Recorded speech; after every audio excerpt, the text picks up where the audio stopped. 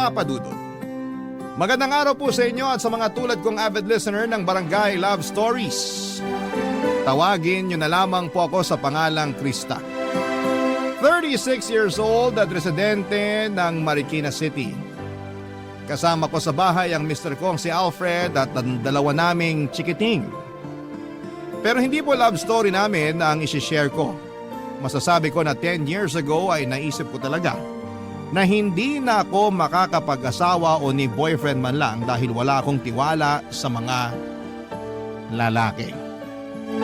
Pero lagi akong hinihirita ng ate Jennifer ko na subukan ko pa rin daw na makipagkilala para naman magka-jowa na ako.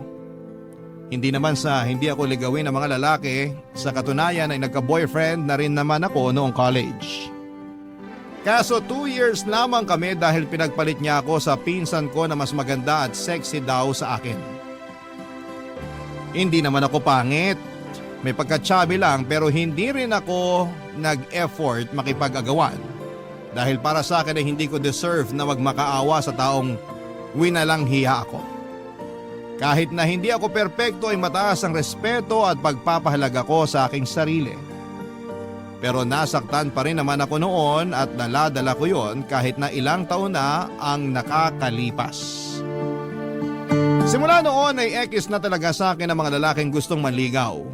Mas nag-focus na lamang ako sa trabaho ng mga panahong yon at kinalimutan ko na ang pakikipag-love life, Papa Dudut.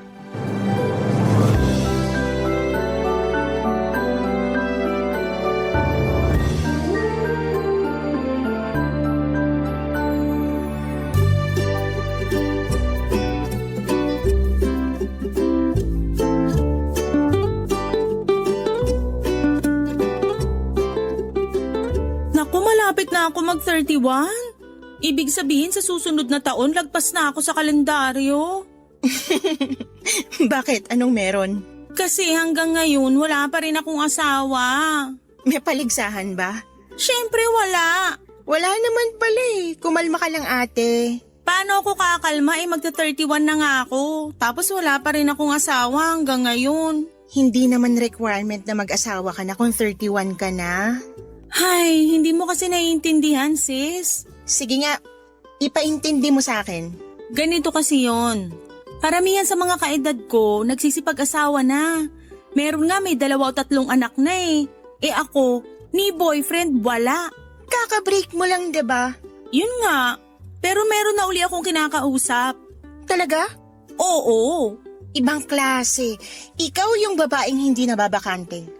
Sa bagay, masyado ka ring ligawin pero sana naman yung magiging boyfriend mo hindi na loko-loko katulad nung ex mo, pati nung nakarang ex mo. Sana nga. Kalma ka lang kasi. Kung marami sa mga kaedad mo yung may asawan at mga anak, meron pa rin naman yung mga katulad naming single and happy. O, ikaw pala. Anong ako? Don't tell me plano mo nang di mag-asawa niyan ha. Hoy, ipapaalala ko lang sa'yo na 26 years old ka na. College ka pa nung huling may pinakilala sa akin. Ang tagal na nun. Wala ka pa rin bang bagong natitipuhan? Wala kasi, focus ako sa trabaho ko. Hindi ka naman napapasaya ng trabaho mo. Napapasaya ako ng sweldo ko. Pero ano na, wala ka bang balak mag-boyfriend man lang? Baka nakakalimutan mo, di ka na bumabata. Hindi naman ako nape-pressure, ikaw lang ate. Kahit na, pag umabot ka sa edad kong to, maiintindihan mo yung pakiramdam na para kang nakikipaghilahan ng panahon sa kalendaryo. Kaya nga habang maaga pa lang, subukan mo na uli magjowa. Malay mo, for keeps na pala this time. Tinatamad kasi ako. Tinatamad? O takot ka lang uli masaktan? Kasama na yun. Marami akong what ifs eh. What if lokohin ulit ako katulad nung ginawa sa akin ng ex ko? What if tama ka? Paano kung masaktan ulit ako? Ayoko na ulit maranasan yun. Tapos na ako sa sawi era ko. Matanong nga kita, gusto mo bang tumandang dalaga? Ate naman eh. Tigilan mo ako sa kagaganyan mo. Kung ako sa'yo, lalabas ako tuwing Biyernes ng gabi, sasama ako sa mga katrabaho kong gumimik. Alam mo namang hindi ako mahilig mag-bar. Subukan mo lang kahit minsan. Malay mo may makilala kang type mo. Kung ayaw mo naman, mag-install ka na lang ng dating app. Uso naman yun. Alam mo kung anong gusto kong gawin? Ano? Matulog. Sleep deprived kaya ako, ate. Aga-aga ng pasok ko tapos minsan late na ako nakakauwi dahil sa heavy traffic. Ang boring mo naman, girl. Whatever you say. Dapat kasi gayahin mo ko. 2 buwan lang kung mag-move on. FYI, nakapag-move on na ako. Ay nako, bahala ka. Basta, sinabihan kita. Papadudot masasabi kong may point naman si ate sa mga sinabi niya sa akin. Wala namang masama kung subukan kong makipagkilala ulit dahil matagal na rin namang nangyari yung panluloko sa akin ng ex-boyfriend ko. In fact, hiwalay na sila ng pinsan naming yon. Ewan. Baka karma na nila yon sa ginawa nila sa akin pero wala na akong pakialam sa kanila. Sinubukan pa ngang makipagbalikan ng ex ko sa akin pero nek-nek niya. Kaya lang kahit naka-move on na ako ng gusto ay atrasado pa rin ako. Dahil ang dami kong nababalita ang naghihiwalay na magjowa o mag-asawa lalo na sa opisinang pinagtatrabahuhan ko. At ang madalas na rason ay third party. At ang nagloloko ay mga jowa o asawang lalaki. Kung bakit kasi hindi na lang sila makontento sa mga karelasyon nila. O kung ayaw na nila, bakit hindi nila hiwalayan ng maayos? Gusto pa talaga nila yung mga niloloko sila. Alam kong hindi naman lahat ng lalaki ay ganon pero majority ay oo. Kaya tanong ko rin to sa mga lalaki bakit ganon? Ano bang meron? Exciting ba ang magloko? Magkasama kami ni Ate Jennifer sa apartment na nirerentahan namin at katulad ko ay single pa rin siya ng mga panahon na yon. Pero bago siya naging single ay nanggaling siya sa 2 breakup sa loob lamang ng 6 months. May naging boyfriend siya ng 1 buwan, nagloko kaya naghiwalay sila. Nag-move on siya for 2 months. May naging boyfriend ulit siya at nagloko na naman tapos nag-move on ulit siya for 2 months. Tapos may ka-talking stage na. Kung meron sigurong medalya para sa paramihan ng mga nagiging jowa ay pwede ko nang sabitan si Ate Jennifer. Sa bagay maganda kasi siya, sexy at makinis ang kanyang balat. Lapitin ang mga kalalakihan kasi walang taste, pumili yung kapatid ko. Madali kasi siyang madala sa mga matatamis na salita kaya hindi na niya kinikilala ng mabuti yung lalaki. Katwiran niya, malapit na siyang lumagpas sa kalendaryo kaya kailangan na niyang makapag-asawa. Sa kabila ng lahat ay mahal ko ang ate ko dahil siya na lamang ang pamilyang meron ako. Maaga kasi kaming naulila sa mga magulang nung sabay namatay sa aksidente ang parents namin. Tumira kami sa bahay ng tiyahin namin sa mother side sa Montalban, Rizal. Pero hindi rin naging maayos ang pakikitungo nila sa amin. Kaya nag-decide si Ate Jennifer na huminto na lamang sa pag-aaral para magtrabaho. Nang nakaipon siya ay bumukod siya ng tirahan at kinuha niya ako. Bali nagrenta kami ng apartment sa Pasig habang nag-aaral ako. Malaki po ang utang na loob ko kay ate at masasabi kong mahal namin ang isa't isa.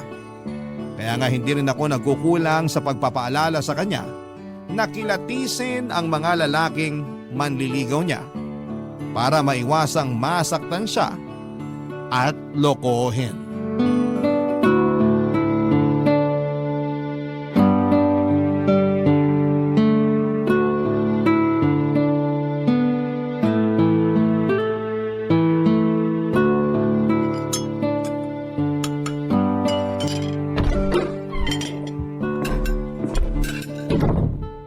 Nandito na ako.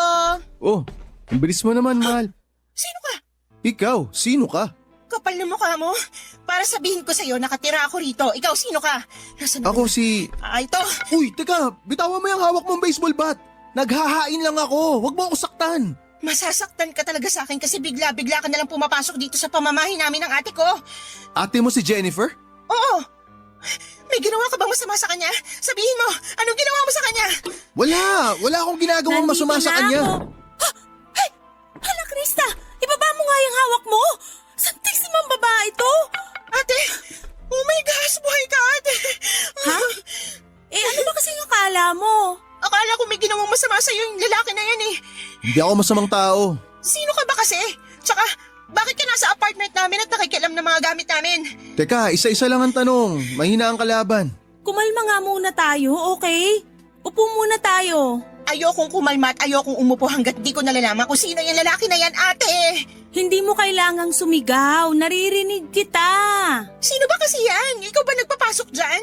Oo, pasensya ka na kasi hindi ko agad nasabi sa'yo na may bisita ako. Siya si Resty, boyfriend ko.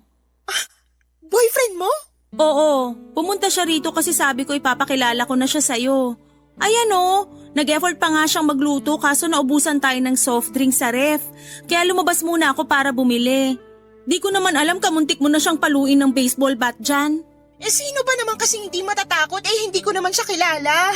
Sana kasi inabisuhan mo muna ako ng mas maaga na may bisita ka pala. Kaloka ka rin, ate. Sensya na, huwag ka na ma-high blood. Sige ka, baka sumakit batok mo. Ay nako. Pasensya ka na, Resty. Masyadong mainit tong kapatid ko. Sana di kanya natakot ha. Mabait naman yan. Nagulat lang talaga. Naku, wala yun. Cute nga sa mga babae yung ganun eh. Yung magugulatin. Anong sabi mo? Ang sabi ko, kumain na lang tayo. Baka lumamig tong hinaing ko, sayang naman. Baka kumunat, lalo na tong crispy pata. Bawal ka niyan, Krista. Baka lalo kang ma-high blood. Ewan ko sa'yo, ate. Kasalanan mo naman kung bakit eh. Aba, ako pa nasisi. Ay, pero sorry na kasi. Kumain na lang tayo, medyo nagugutom na rin ako. Ikaw ba, di ka pa gutom? Gutom na rin. Nalipasan na nga ako. Kayo na lang hinihintay ng mga pagkain dito sa mesa. Tara na. Papadudot, tandang-tanda ko pa kung gaano ako nainis kay ate ng mga panahong yon. Dahil hindi man lang niya ako inabisuhan na meron siyang bisita. Buti na lamang at hindi ko naihampas kay Resty yung baseball bat namin ni ate sa bahay na pang self-defense. Matapos nga ang komosyon at nang humupa na ang lahat ng emosyon ay nakikita ko naman na masaya si ate Jennifer sa newfound love life niya. Katulad na ulit siya noong dati na palaging nakangiti. Masaya ako kapag masaya ang kapatid ko dahil deserve naman niyang mahalin at alagaan ng isang lalaki. At kung nahanap na niya ang mga katangiang yon kay Resty ay ayos na rin yon sa akin. Kaya nga sinusuportahan ko na lamang siya sa relasyon nila hanggang sa may nalaman ako. Barangay Love Stories. Barangay Love Stories. Papadudod, sinabi sa akin ni ate Jennifer na hiwalay na raw si Resty sa misis niya. At nasa poder ng babae ang mga anak na sinusustentuhan na lamang niya. Pero dahil hindi pa annulled ang kasal nila ay lumalabas, nakabit ang kapatid ko. Kaya medyo tumaas ang kilay ko, papadudot. Pero tinikom ko na lamang ang bibig ko at hindi na nagsalita pa since tiwala ako sa sinabi ni ate na alam naman daw ng misis ni Resty na may karelasyon na siya. In fact, meron na ring jowa yung babae ng mga panahong yon. Lumipas pa ang ilang mga linggo at napansin kong dumalas ang pag-uwi ni Resty sa apartment namin. Bagay na nung unay wala namang kaso sa akin pero nang tumagal ay medyo nainis na ako. Ang siste, sa amin na siya umuuwi mula sa shop na pinagtatrabahuhan niya bilang aircon technician. At ang hindi ko lang gusto ay yung pakiramdam na nawawala na ako ng privacy sa sarili naming pamamahay. Dalawa lamang ang kwarto na nirerentahan namin. Sa akin yung isa pero maliit lang yon. Kaya sa sana ako tumatambay kapag nasa apartment ako. Kaya lang dahil kasama na namin si Resty, madalas silang nasa sala ng ate ko para manood ng TV at mag-bonding. Ayoko namang makisali sa kanila kasi moment nila yon, kaya nagkukulong na lamang ako sa kwarto habang nagsi-cellphone hanggang sa makatulog. Pero aminado kong nami-miss ko na rin yung dati naming bonding ng ate ko, Papa Dudut.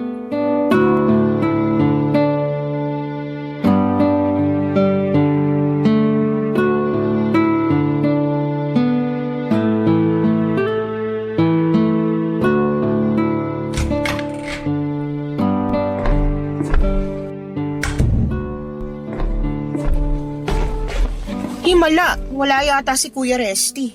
Oo eh. Kasama niya yung mga anak niya.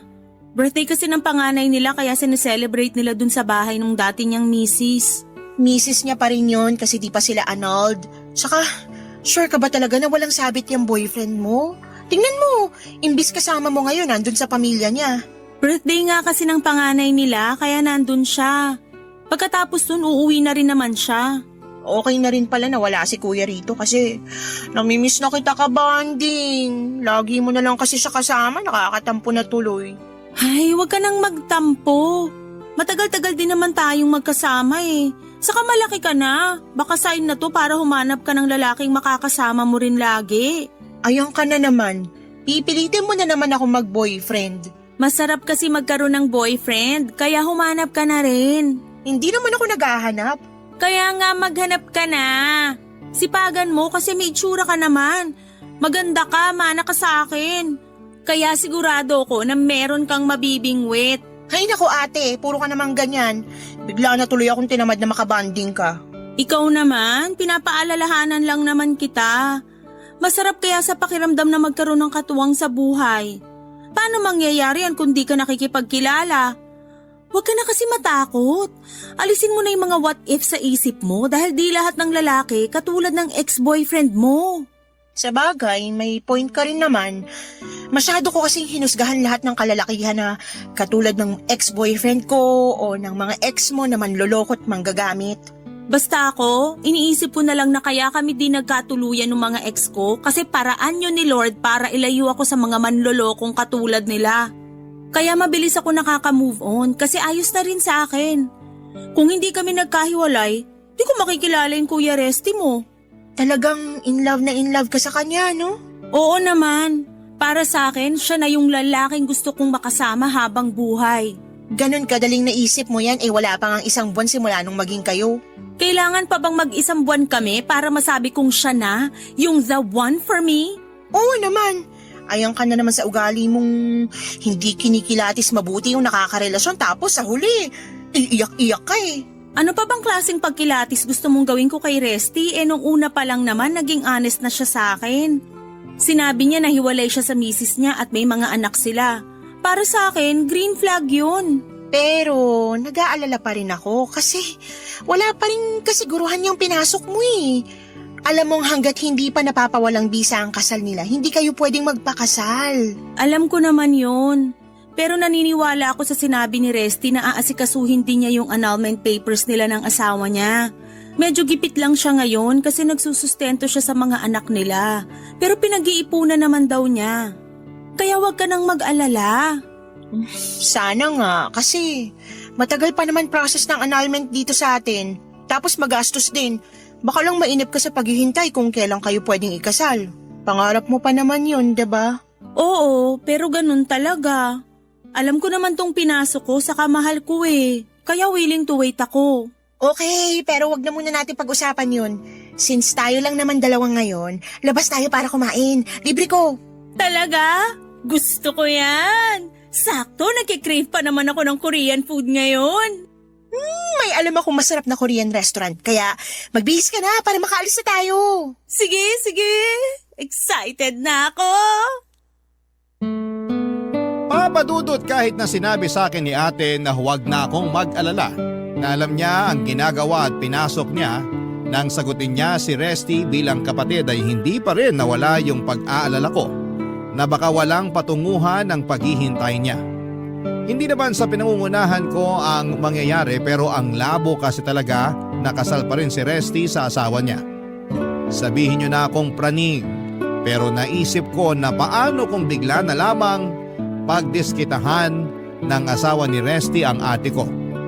Ayoko mag-isip ng advance pero nakakatakot yon pag nagkataon. Kaya nga hindi na ako nagdalawang isip pa na sabihin yon kay ate Jennifer. Bagay na na-appreciate naman niya at pinagpasalamat sa akin. Pero sa huli pinaalalahanan ulit niya ako na huwag nang masyadong mag-alala. Dumaan pa mga araw at nagsimula na akong mabad trip sa madalas na pananatili ni Resty sa apartment namin. Lalo na hindi naman siya malinis na tao. Ang kalat niya sa mga gamit niya. Ultimo pinagkainan ay hindi niya mahugasan. Kapag nagluluto siya para lang sa kanila ng ate ko since inaasahan na nila na kumain na ako sa labas. Si ate rin ang naglalaban ng mga damit ni Resty. Sa isip ko ang kapal naman ang mukha ng lalaking yon. Parang nakahanap siya ng instant labandera. Madalas okupado nila ang sala kaya pakiramdam ko ang liit na lamang ng space ko sa apartment namin. Lugi ako kasi nag-aambag ako ng pambayad samantalang siya ay wala talagang inaabot ni 5 duling. Ang alam ko ay meron naman siyang nirerentahang apartment din kaya bakit sa bahay namin siya nakikipagsiksikan. Nababanas na ako pero sinolo ko na lamang dahil baka makapagsalita ako ng hindi maganda.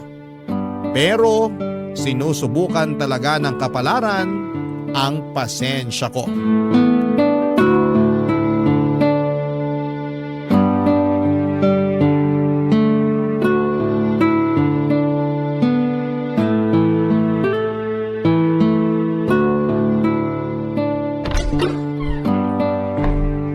Nandito na ako! O Krista, kumusta? Kuya Resty? Bakit parang nakakita ka ng multo? Ano ka ba? Ako lang to. Hindi ko lang naman kasi expected na nandito ka. Akala ko kasi busy ka sa mga anak mo eh. Tapos na birthday celebration ng anak ko. Nagkataon lang na kinabukasan, may Children and Parents Day sila sa school, kaya pumunta kami ng mama niya. Nasan pala si ate? Lumabas lang, may binili. Ah, okay. Sige, pasok na ako sa kwarto. Teka Krista, sandali lang. Ha? Bakit? Napapansin ko kasi kapag tayong dalawa lang, lagi kang umiiwas. May problema ka ba sa akin? Wala naman akong problema sa'yo, kuya. Sana nga, ganun talaga. Sa amin ng ate mo, sa relasyon naming dalawa, may problema ka ba? Since natanong mo na rin naman, sige, sasagutin ko na. Yung totoo, wala naman sanang problema sa'yo. Sa relasyon nyo, okay kayo ni ate, kumbaga swa kayo sa isa't isa. Nakikita ko naman kung gaano kanya kamahal at ganun ka rin naman sa kanya. Pero naisip ko lang kasi na hindi ba dehado kapatid ko dahil kasal pa kayo ng asawa mo? At may ganyan pa kayong ganap, yung bang kapag kailangan kayo ng mga anak nyo, aakto ulit kayo na parang mag-asawa pa rin. Tsaka, may plano ka bang pakasalan si ate? Kasi kung wala, aba... Sandali, kumalma ka lang. Sorry, nadala lang ako. Naiintindihan ko naman, kaya nga willing akong sagutin mga tanong mo. Pero, pwede bang maupo ka muna? Huwag kang sumandal dyan sa pinto. Tabihan mo ako rito sa sofa. Ha? Hindi na, ayos lang ako dito. Kanina pa ako nakaupo sa opisina eh. Gusto ko naman tumayo muna. Sure ka? Kasi maluwag naman tong upuan, no? Kasyang-kasya yung makurba mong balakang. Anong sinabi mo? Pakiulit nga. Ang sabi ko, ang sexy mo. Pasensya na pero hindi ko gusto yung sinabi mo. Sa totoo lang ang bastos ng dating. Oh, relax ka lang. Hindi naman kita binabastos. Masyado mo lang binibigyan ng kulay yung sinabi ko. Tsaka, bakit ka ganyan? Yung ibang babae nga natutuwa pag sinasabihan silang sexy pero ikaw nagagalit. Kaya siguro wala ka pa ring boyfriend kasi... For your information, ibahin mo ako sa mga babaeng sinasabi mo. Ang tawag doon, pagiging conservative. One more thing, walang kinalaman yon kung bakit wala pa akong boyfriend. Personal choice ko yon, kaya wag kang magsalita dyan na parang kilalang kilala mo na ako. Bakit ka ba nagagalit? Pinapaupo lang naman kita. Ibig sabihin nun, concerned ako kasi ayoko mangalay ka dyang kakatayo. At sinabi ko ng ayos lang ako, 'di ba? Sana doon palang tumigil ka na. Uupo naman ako pag nangalay mga binti ko, hindi mo na ako kailangang sabihan, no? Tingin mo sa akin, bata? Grabe ka naman, sobrang init naman ng ulo mo. Hindi mainit ang ulo. Bakit nakaharang ka sa pinto, Krista? Ate, ikaw pala. Dahil nandyan ka naman, tulungan mo na lang ako magbuhat nitong bitbit kong soft drinks. Dami kasi. May promo dun sa pinuntahan kong convenience store kaya bumili na ako ng 2 buy 1 take 1. Grabe naman, parang pang 2 linggong supply natin to ah. 2 linggo ka dyan, pang-4 na araw lang yan. Favorite kaya ng Kuya Resty mo yung soft drinks kaya nga dinamihan ko na. Di ba, baby ko? Oo, baby ko. Lika nga rito, payakap nga ako. Buti pa tong baby ko di masungit. Di tulad ng isa dyan. Papadudot, hindi na nasagot ni Resty yung mga tanong ko sa kanya. Pero wala na akong pakialam pa. Hindi ko na rin kasi nakontrol ang bibig ko kaya napagsalitaan ko na siya matapos niyang magkomento ng ganon. Kahit boyfriend siya ng ate ko ay wala pa rin siyang karapatan kasi hindi naman kami close. Oo, suportado ko ang relasyon nila pero naiilang pa rin ako sa presensya niya. Saka tama ba yung magkomento siya tungkol sa pisikal na katangian ko? Parang hindi niya girlfriend ang ate ko eh. Para sa akin ay napakawalang respeto niya sa ate ko at sa akin mismo. At panghuli ay pagod na akong manahimik pa. Ayokong isipin niya na ayos lang sa akin na pagsalitaan niya ako ng mga ganon dahil hindi lamang ako umiimik. Pero matapos ang pagkakataon na yon ay hindi pa tumigil si Resty sa pagkomento ng kung ano-anong magagandang katangian na nakikita raw niya sa akin. Lalo na sa katawan ko. Ewan ko kung hindi niya ba naiintindihan yung pagsaway ko sa kanya nung unang beses niyang ginawa yon o sadyang nangaasar lamang siya. Akala niya yata katulad ako ng ibang babae na madadala sa mga papuri. Tulad ng sinabi ko ay mataas ang respeto at pagpapahalaga ko sa sarili ko. Hindi ko kailangan ng validation mula sa ibang tao. Lalo na sa kanya. May pagkakataon na namamanyakan ako ng sobra sa tingin niya at nahuli ko pang dinidilaan niya ang labi niya matapos akong sabihang sexy at malaman daw ang puwetan. Kaya nga nag-decide akong sabihin yon sa ate ko. Pero hindi ko akalain, Papa Dudut, nasasabihan niya ako ng filingera at mang-aakit ng boyfriend ng my boyfriend. Barangay Love Stories. Barangay Love Stories. Papa Dudut, masakit po sa akin na sabihang filingera at mga akit ng ate ko lalo pat walang katotohanan ng mga sinasabi niya laban sa akin. Bukod sa hindi ako ganong klase ng babae ay mahal ko ang ate ko at hindi ko siya kayang saktan ng ganon at higit sa lahat ay hindi ko tipo yung mga lalaking malisyosong tulad ni Resty. Kung hindi lang ako nasaktan, nainis din ako kaya hindi lang ako nasaktan, nainis din po ako at nainsulto. Yun kasi ang unang beses na nagsalita ng ganon sa akin si Ate Jennifer at ni sa hinagap ay hindi ko naisip na posible kaming mag-away dahil lamang po sa isang lalaki. Kaya nga napansin ko na lamang na ang lapad ng ngisi sa akin ni Resty pagkatapos ng usapan namin yon ni ate. Siguro'y expected niyang hindi ako kakampihan ng ate ko kasi na-brainwash na niya. Nanggagalaiti ako ng araw na yon pero pinakalma ko pa rin ang sarili ko. Baka kasi lalong lumala ang iringan namin ng kapatid ko nang dahil lamang sa boyfriend niya. Kaya lalo akong nag-set ng boundaries. Hindi na ako nakikipag-usap sa kanilang dalawa kapag nasa apartment ako. Hindi na rin ako lumalabas ng kwarto at madalas ay nagpapalipas ako sa place ng friends ko para lamang hindi sila makitang dalawa. Pero isang gabi habang natutulog ako sa kwarto ng apartment namin, ay bigla na lamang akong nagising, Papa Dudut.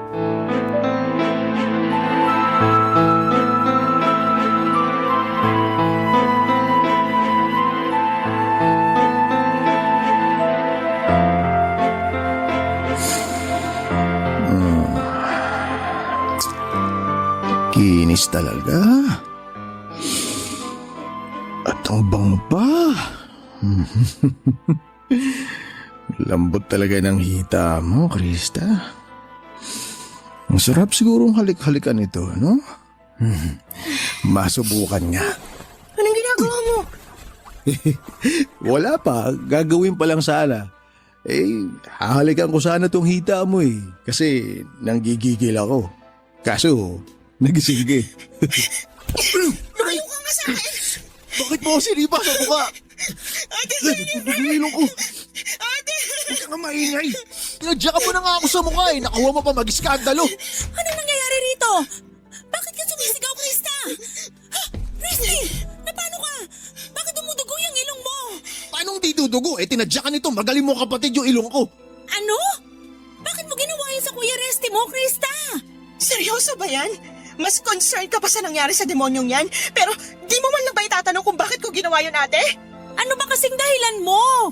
Yung boyfriend mo kasi, ginapang ako! Ginapang? Anong ginapang? Anong ginawa mo sa kapatid ko, Resty? Wala akong ginagawa sa kanya. Siya nga itong may ginawa sa akin eh, oh. Tingnan mo, nagdudugo ilong ko, oh. Punasan mo nga yung ilong mo, dali! Gamitin mo yung damit mo tapos tumingala ka para hindi na lalong tumulo. Ate, nahuli ko siya na nasa paanan ko. Hahalikan niya na sana yung mga hita ko kaso bigla ako nagising. Pero hindi ganyang klaseng tao si Resty. Anong hindi?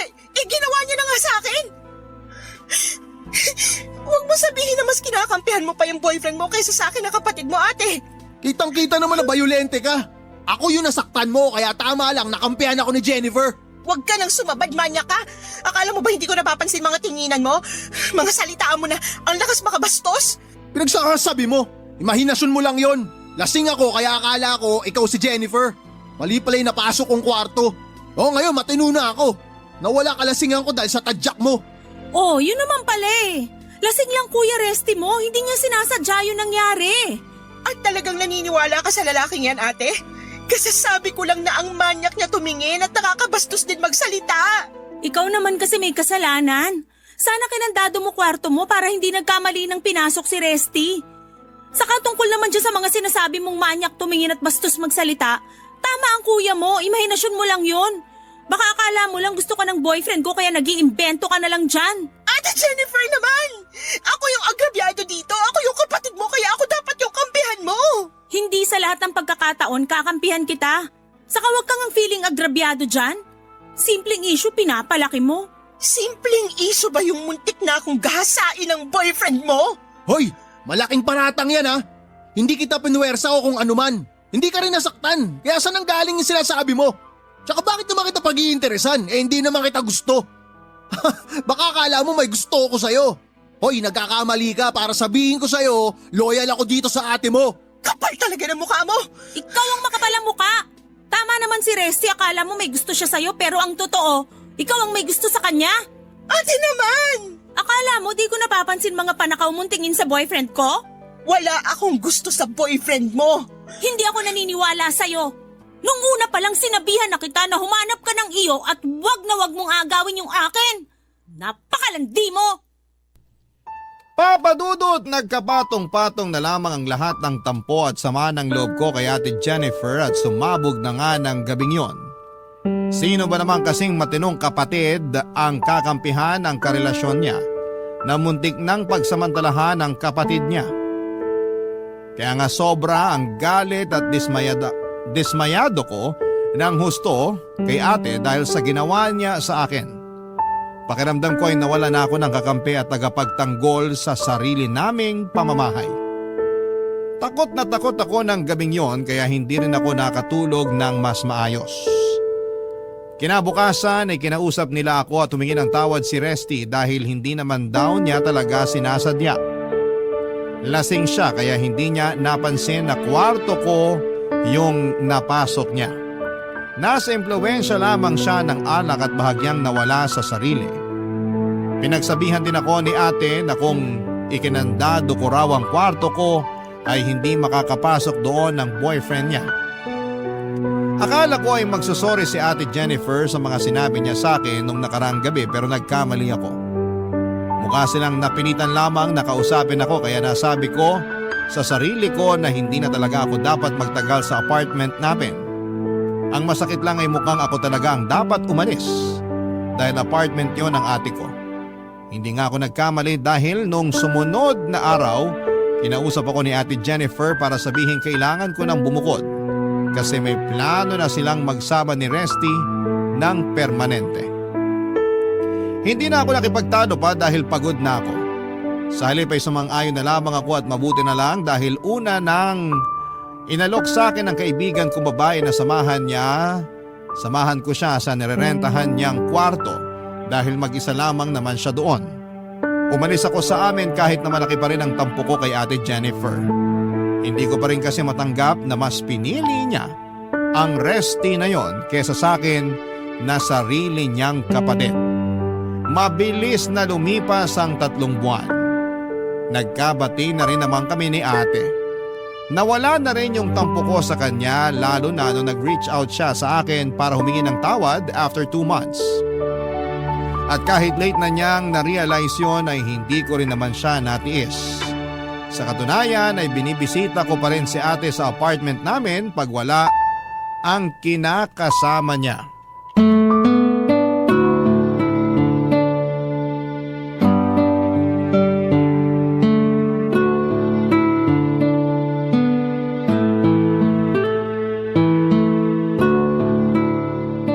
Belated happy birthday, ate. Pasensya ka na kung hindi ako nakapunta sa actual birthday mo, ah. Busy kasi sa trabaho eh. Okay lang naman. Ayoko ring makaabala sa'yo. Hindi ka naman abala. Saka expected ko na masaya ka naman nung araw na yun kasi kasama mo si Kuya Resty. Yung totoo? Iyak lang ako ng iyak nung birthday ko. Ha? Bakit? Ano nangyari? Yung kuya mo kasi, nahuli kong nambababae. Ano? Ang kapal naman ng mukha niya. Sino yung babaeng yon? Kilala mo ba? Oo, syempre. Yung misis niya. Oh my gosh! Nabasa ko kasi usapan nila sa text message. Ang sweet nila tapos nagpaplano pa sila ng bakasyon kasama mga anak nila. Mukhang nagkabalikan na sila. Kaya nanlalamig na siya sa akin. Yan na nga bang sinasabi ko. Loko talaga yung boyfriend mo. Hindi ko na siya boyfriend. Nakipaghiwalay na ako sa kanya last night lang. Pinalayas ko na rin siya rito sa apartment ko kaya ako na lang uli mag-isa rito. Ganun ba? Pasensya ka na, ate. Nakakagulat pa rin kasi akala ko talaga wala na siyang feeling sa misis niya eh. Tapos biglang meron pa pala. Akala ko rin eh. Pero nung kinumpronta ko siya, sabi niya sa akin na may mga na-realize daw siya. Di ko na inalam kung ano kasi baka sumakit lang ulo ko. For sure, sasabihin lang niya na mas mahal niya talaga asawa niya. Kaya gusto niya uli na magkabalikan sila. Eh, akala ko ba may jowa rin yung asawa niya? Nalaman daw niya na ginagamit lang nito yung lalaki para pagselosin siya. Ay, wow! Ang romantic naman. Kaya nga eh, nakakabwisit, diba? Hindi lang nakakabwisit, nakakagigil din. Grabe ha, sarap suntukin sa mukha. Buti na lang talaga wala na siya rito sa apartment mo. Oo nga eh. Nalulungkot lang ako kasi mahal ko na siya. Tapos umasa ako na may future kami pero mukhang tama ka. Wala at hindi rin naman niya ako ganun kamahal. Ang mali ko lang, masyado akong nabulag sa nararamdaman ko sa kanya. Mas pinili ko pa nga siya sa'yo na sarili kong kapatid eh. Sorry talaga, Krista. Sorry kasi di ako naniwala sa sinabi mo noon. Dapat ako yung nagtanggol sa'yo kasi ate mo ko, kaso hindi. Pinagbintangan pa kita at sinabihan ng kung ano-anong masasakit na salita. Tapos pinaalis pa kita sa apartment natin para lang makasama ko yung mokong na yun. Nakaraan na yun, ate. Tsaka, napatawad na rin kita. Hindi naman kita kayang tiisin kasi mahal kita eh. Nahihiya pa rin ako sa'yo kasi hindi ako naging mabuting ate. Lahat naman nagkakamali. Oo, nagalit ako sa'yo noon pero mas magaan pa rin sa loob ko yung patawarin ka. Sana lang, di na maulit yun sa mga susunod mo pang makakarelasyon kasi baka masabunutan talaga kita. Buti na lang talaga hindi ako ganun kamaldita nung gabing yun. Pero sana sinabunutan mo na lang ako para nagising ako sa kahibangan ko nung gabing yun. Pero naisip ko sana yung boyfriend mo na lang sinabunutan natin eh, para nadagdagan sugat niya sa ilong. Hoy, bayolente ah! Siyempre! Oh, wag mong sabihin na pinagtatanggol mo pa rin yun. Hindi na no, kaya nga pinalayas ko na siya rito. Anong akala niya sa akin magmamakaawa sa kanya? Nek-nek niya! Yan ang gusto ko sa'yo, matapang ka talaga. Pero mas matapang ka. Narealize ko nga mga sinabi mo sa pagmamadali kong makapag-asawa. Kung ano tuloy ugali ng mga lalaking nagiging boyfriend ko. Dapat kasi kinikilala ko munang mabuti, hindi ako nagmamadali para iwas din sa pagkakamali. Apply mo na lang yan sa susunod para hindi ka na masaktan. Sige, pero saka na yon, ayoko munang mag-boyfriend. Wow, may lagnat ka ba? Wala naman, bakit? Bago kasi yan sa pandinig ko eh, yung ayaw mo na munang mag-boyfriend. Not so you. Ewan ko sa'yo. Basta. Salamat kasi pinatawad mo ko. Salamat dahil nandyan ka. Walang anuman, basta tandaan mo nandito lang ako. Hindi lang tayo mag-ate, mag-best friend din tayo. Naiiyak tuloy ako. Hoy, huwag ka nga umiyak. Lumabas na lang tayo para kumain. I-celebrate na natin birthday mo dahil hindi mo deserve umiyak sa isang manloloko. Papadudot lumabas kami ni Ate Jennifer para kumain sa paborito niyang restaurant kung saan kami nagkwentuhan, nagtawanan at nag-iyakan. Hinayaan ko lamang siyang ilabas ang lahat ng sama ng loob niya para naman wala na siyang daladala sa dibdib niya. Kahit naman kasi papaano'y minahal niya pa rin ang Resty na yon.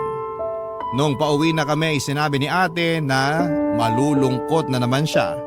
Sa pag-uwi niya kasi mag-isa lamang siya sa apartment. Kaya nga nag-decide akong sumama sa kanya. Bago matulog ay nanood kami ng pelikulang nakakaiyak hanggang sa antukin kaming magkapatid. Hindi nagtagal ay bumalik ako sa apartment namin ng ate ko. Masaya ako kasi kahit papaano ay nakakapag-move on na ang ate ko mula sa hiwalayan nila ni Resty. Nakatulong din ang pagkuha niya ng short-term course tungkol sa pag-housekeeping dahil pangarap daw niyang makapagtrabaho sa hotel. Nabakante kasi si ate isang buwan bago sila maghiwalay ni Resty matapos magsarado ang pinagtatrabahuhan niyang restaurant. Masaya naman ako dahil nakikita kong nag-i-enjoy siya sa ginagawa niya. Sa kasalukuyan, papadudot ay nasa Germany na ang ate Jennifer ko dahil nakakilala siya ng isang mabait na aliman na siyang napangasawa niya. Tapos doon sila nakatira ngayon pero lagi pa rin naman kaming nag-uusap ni ate sa video call. Masasabi ko na mas naging close kami ngayon kahit na milya-milya na ang layo namin sa isa't isa. Tapos ako naman ay nakapag-asawa na rin sa katauhan ni Alfred at nandito na kami ngayon sa Marikina. Last year ay nag-resign na ako sa pinagtatrabahuhan kong opisina dahil inaasikaso ko ang plano naming negosyo ng mister ko habang hands-on sa mga anak namin. Kahit simple lang ang buhay namin, masasabi ko papadudot na masaya ang buhay namin. At yun ang lagi kong pinagpapasalamat sa Diyos. Hanggang dito na lamang po papadudot ang sulat ko at maraming salamat po. Sakaling mapili po ninyong i-area ang storya ng buhay namin ng ate ko. Sana'y kinapulutan po ito ng aral at inspirasyon ng mga kabarangay natin. God bless sa programa ninyong Barangay Love Stories, ang inyong kapuso at kabarangay forever, Krista. Dear Papa Dudut, una sa lahat ay hayaan niyo po muna akong batiin ng maligayang Kapaskuhan ang inyong mga tagapakinig. Ako nga pala si Sam, 47 years old at isang nursing assistant. Masasabi ko na naging mabait sa akin ng Panginoon noong kabataan ko dahil hindi niya ako binigyan ng mga mabibigat na problema. Lumaki ako na may kumpletong pamilya at komportableng buhay. Nabiyayaan ako ng mga tapat na kaibigan at nagkaroon ako ng maayos na edukasyon. Halos perpekto na ang buhay ko noon dahil pati sa love life ay sinuwerte ako. High school pa lamang ako noon nang nakilala ko ang asawa kong si Geneva. 4th year high school ako noon samantalang 1st year high school naman si Geneva noong nagkakilala kaming dalawa. Magkatabi lang noon ang advisory rooms namin sa isang building kaya naman halos araw-araw ko siyang nakikita dati. Unang araw pa lamang ng pasukan ay nahumaling na agad ako sa kanya. Maganda si Geneva, Papa Dudut. Prime and proper siyang tignan. Malinis mula ulo hanggang paa, laging maayos ang buhok nito at walang gusot ang uniform niya at araw-araw na makintab ang kanyang sapatos. Niligawan ko siya, sinagot naman niya ako at isa kami sa mga couple sa school na kilala dahil swak na swak daw kami para sa isa't isa. Para kasing kwento sa mga palabas ang kwento namin. Varsity player ako samantalang school achiever naman si Geneva. Tumagal ang relasyon naming dalawa at isa yon sa mga naging highlight ng high school life ko. Kaso sa kasamaang palad ay naging magulo ang relasyon namin ni Geneva nung pumasok na ako sa college. Mabilis na nag-mature ang perspective ko sa buhay samantalang nagpaiwan naman si Geneva. Nagbago ang standards ko dahil na rin sa bagong environment na pinasukan ko. Sa huli nag-decide kami dalawa na maghiwalay na lamang dahil sa magkaiba naming priority sa buhay. Pero hindi doon natapos ang love story namin, Papa Dudut. Fast forward after 15 years. Muli nagtagpo ang landas naming dalawa ni Geneva habang nakabakasyon ako sa Baguio.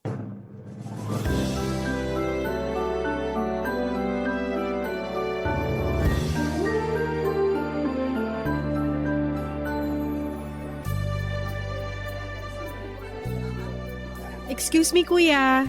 Pwede po ba magpakuha ng picture? Picture? Sure, sige. Teka, Geneva? Oh my gosh! Sam! Ako nga. Uy, kumusta ka na? Okay naman! Heto, office girl na. Grabe, long time no see ah. Tagal na rin pala, no? Nung uli tayong nagkita. Oo nga, high school pa ako noon eh. 10 years ang mahigit. Tama ba? 15 years to be exact. Ang galing! What are the odds na dito pa talaga tayo sa Baguio magkikita? Nakakatuwa nga eh. Kumusta ka na? Mabuti naman ako. Lisensyadong nurse na at gabi-gabing pagod. Ang galing! Saan ka nag-work ngayon? Sa public or private? Sa private ako, nursing assistant. I see. Sino naman kasama mo ngayon? Workmates, tsaka ilang kaibigan. Ikaw, mag-isa ka lang? Actually, kasama ko yung family ko nagbabakasyon. Kaso nasa Burnham Park sila ngayon eh. Gusto raw nilang mag-chill doon. Ako gusto ko mamasyal, kaya iniwan ko na lang sila. Nag-solo flight na lang ako kasi sayang yung oras. Marami kaya akong gustong pasyalan dito sa Baguio. Ilang araw ba kayong magsastay dito? 2 days lang. Last day na namin ngayon. Balik na kami sa Manila mamaya. I see. Kami naman, kararating lang namin. 3 days kami rito. Nice! Nakakit na ba kayo sa Benguet? Sa may strawberry farm? Hindi pa, pero plano namin pumunta dun mamaya. Punta kayo kasi in season ng strawberry ngayon. Pwede kayo mag-strawberry picking. Mas mura kaysa sa mga naka-display. Galing kami dun kahapon. Sige, sasabihan ko yung mga kasama ko mamaya. Nasaan pala sila? Bakit mag-isa ka lang ngayon dito? Nandun sila, bumibili ng souvenirs. Nagpaiwan na ako rito kasi ang ganda ng view. Oo nga eh, napaka-peaceful no? Tama, nakaka-relax. Ito yung maganda sa Baguio eh. Ang sarap sigurong manirahan dito. Maganda yung klima, tapos maganda yung environment, ang daming puno. Di ba nga, isa to sa mga lugar na gusto mong puntahan noon? Oo, tapos after 15 years bago ko natupad yun. Wait, ngayon ka palang nakapunta rito sa Baguio? Oo, first time ko lang. Kaya nga sinusulit ko na eh. Mag-extend ka na lang kung gusto mo. Sama ka sa amin. Wag na, uy, nakakahiya. Tsaka hindi ko kilala yung mga kasama mo, baka ma-OP pa ako. Isa pa, may work na ako bukas. Sayang naman. Kung nalaman ko lang ng mas maaga na nandito ka pala, kanina pa dapat kita in-invite. Paano mo naman malalaman yun na ilang years na tayong walang contact simula nung maghiwalay tayo? Oo nga no, hindi tayo friends sa Facebook? Hindi. Naging busy na rin kasi tayo sa kanya-kanya nating buhay since then. Tsaka hindi pa uso Facebook noon. Tapos nung sumikat yung Facebook, nawala na yung connection natin. Pero maganda naman yung naging hiwalayan natin, di ba? I mean, pareho tayong nag-decide na di nag-workout yung relasyon natin. Kaya tayo naghiwalay. Oo, busy ka na masyado sa studies mo noon. Samantalang ako, bilang first time makaranas ng puppy love, kinulang sa atensyon. Sa huli, nag-decide tayong tapusin na lang yung relasyon natin kaysa pareho tayong mabaliw. Yeah, ganun na nga yung nangyari.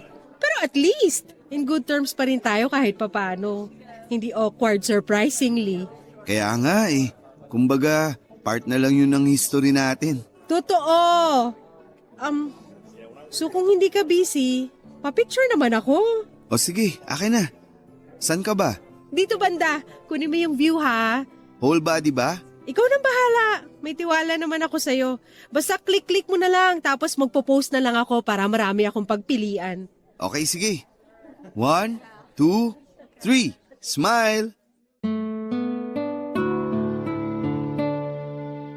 Pagkatapos ng pagkikita namin yon ay hindi na nawala pa sa isipan ko si Geneva. Wala siyang pinagbago, prime and proper pa rin katulad nung una ko siyang nakita sa unang araw ng pasukan. Hindi ko alam kung bakit pero sa muling pagkikita namin ay parabang may nabuhay sa puso ko noong araw na yon. Pag-uwi sa hotel ay agad kong hinanap ang Facebook ni Geneva at doon ay inesto ko ang profile niya. Mangilan-ngilan lang ang pictures niya online. Karamihan ay puro mga shared posts tungkol sa libro, pusa at mga travel destination. Ang pag-i-stalk kong ginawa kay Geneva sa Facebook ay umabot hanggang sa magdamag dahil pati comments at ilang interactions nito ay binasa ko. At isang napansin ko, Papa Dudut. Mukhang hindi pa siya nagka-boyfriend simula noong nagkahiwalay kami. O baka hindi lang siya masyadong ma-post pagdating sa love life niya. Natuwa ko sa kalamang yon hanggang sa napaisip ako, Papa Dudut. What if magkaroon kami ng second chance? Habang iniisip yon ay aksidente akong nakapag-react sa isa sa mga picture nito from 5 years ago. Bigla akong nakaramdam ng hiya. Dahil kapag nag-notify yon kay Geneva ay malalaman niyang inesto ko ang account niya. Kaya bago pa man niya makita ang notification ay inunahan ko na siya. Dali-dali ko siyang inad at saka nag-send ako ng message sa kanya. After 5 minutes ay inaccept niya ang friend request ko at nag-reply sa message ko. Pauwi na raw sila that time at sakto ang message ko dahil bored daw siya sa biyahe. Nang gabing yon ay nakapag-usap kami hanggang inabot kami ng umaga. Doon na po nagsimula ang reconnection naming dalawa ni Geneva. Pagkabalik ko sa Metro Manila ay hindi na ako nagpatumpik-tumpik pa at agad ko siyang in-invite para sa isang date, Papa Dudut.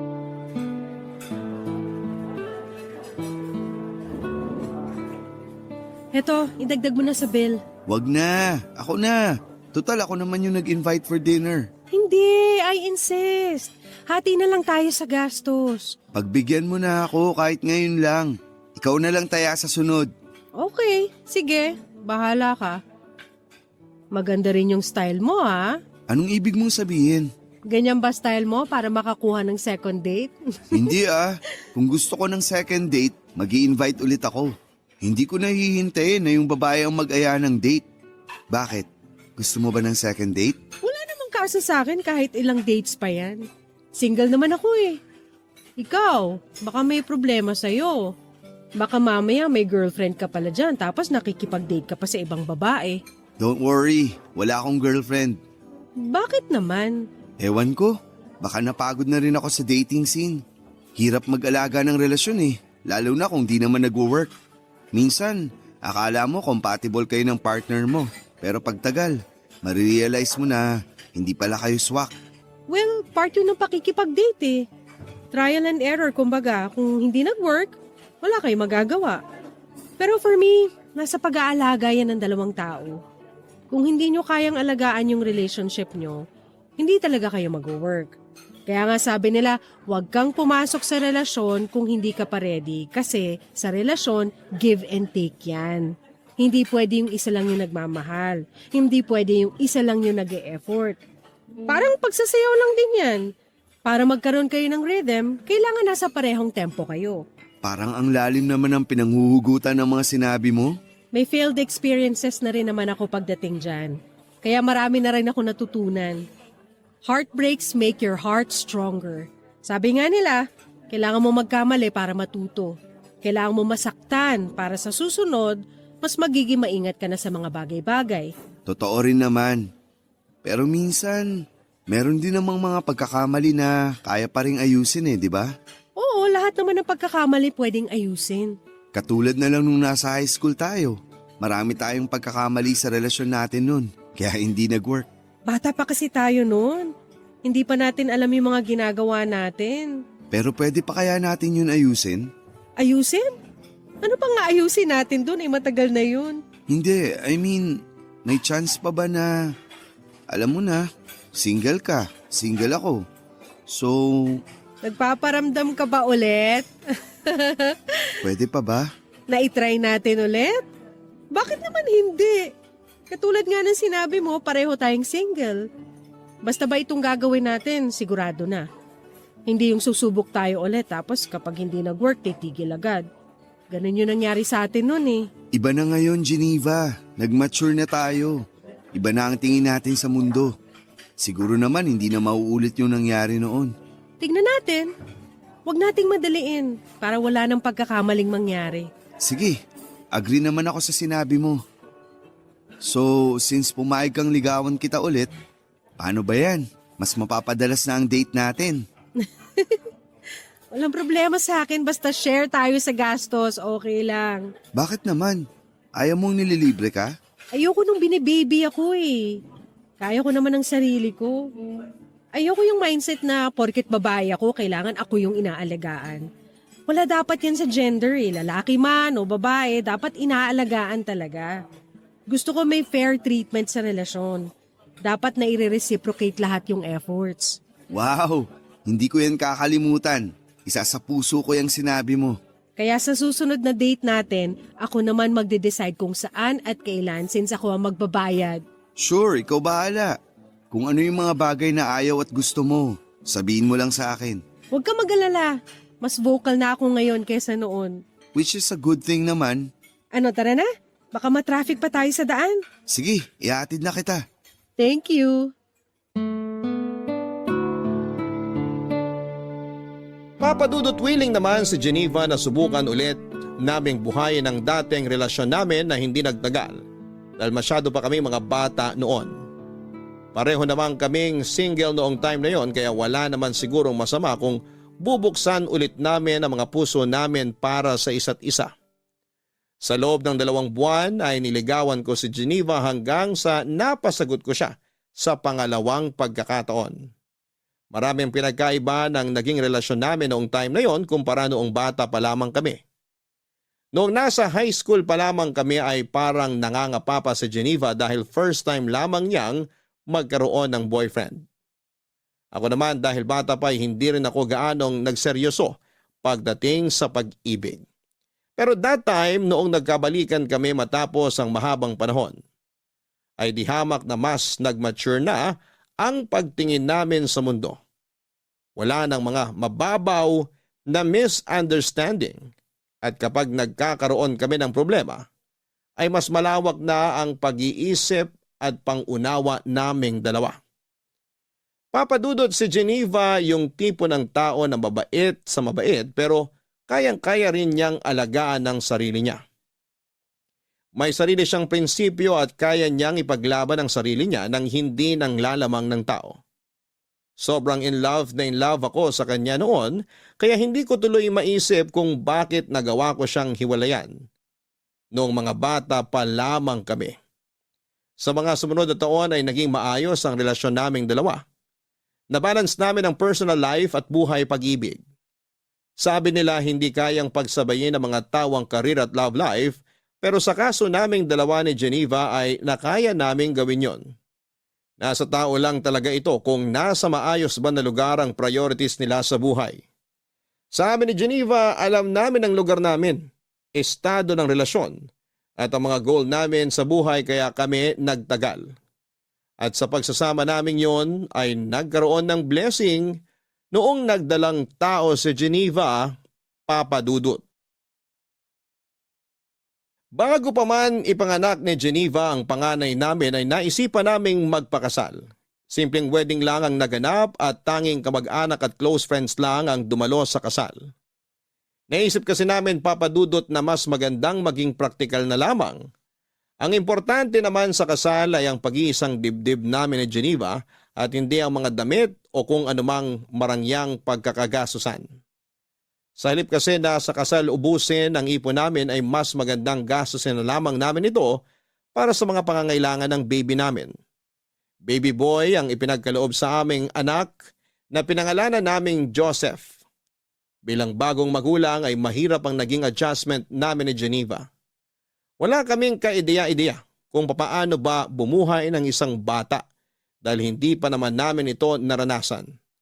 Nahirapan man ay mabilis din naman naming natutunan kung paano ang maging magulang kay Joseph. Sa tulong na rin ng mga kakilala at mga nababasa namin sa internet. Noong first time ngang magkasakit ni Joseph ay halos hindi kami nakatulog ni Geneva dahil buong magdamag namin siyang binabantayan. Mabuti na lamang at may kaalaman ako sa medisina. Kahit papaano ay kaya kong bigyan ng karampatang first aid ang anak namin kapag nagkakaroon ito ng sakit. Pero dumating ang araw kung saan ay nagkaroon ng mataas na lagnat si Joseph. Dahil hindi naman namin malaman kung ano ang nararamdaman nito, ay minabuti naming dalhin na lamang sa ospital ang anak namin para masuri siya ng doktor Papa Dudut. Ilang oras pa kaya bago natin malaman kung ano yung sakit ni Joseph? Maya-maya lang, meron na silang findings. Malalaman ba talaga nila kung anong problema kahit x-ray lang yung kinuha? Actually, for confirmation lang minsan yung x-ray.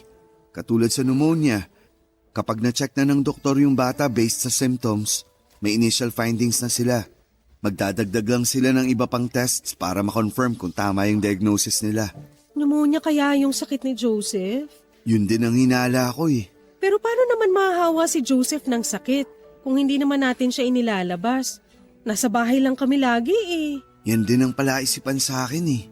Pero, naaalala mo pa ba last week nung nagpunta tayo kina mama at papa? Nung bumisita tayo sa bahay niyo? Oo, masyadong naaliw yung mga kamag-anak ko dun. Pinagpasapasaan nila si baby. Pwedeng dun siya nahawa ng virus o bakterya. Grabe. Ganun ba kadaling mahawa ang bata? Akala ko ba malakas ang immune system ng mga baby? Malakas ang immune system nila, pero hindi pa rin natin maiiwasang mahawaan siya ng ibang tao. 3 kasi yan eh.